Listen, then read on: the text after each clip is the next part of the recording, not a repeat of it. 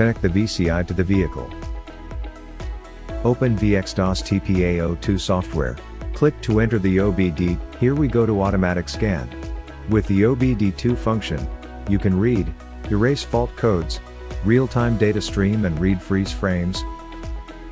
All the OBD2 scanner functions.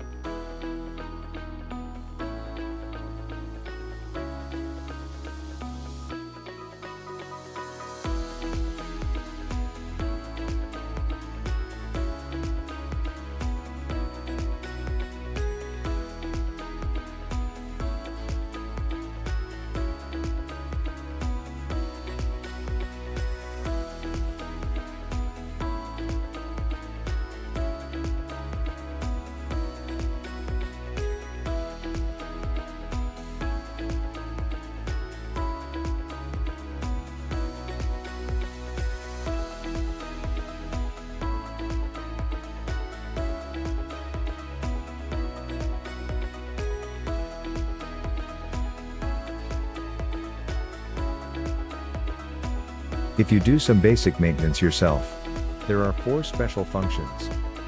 Enter the special function. You can download car models for working.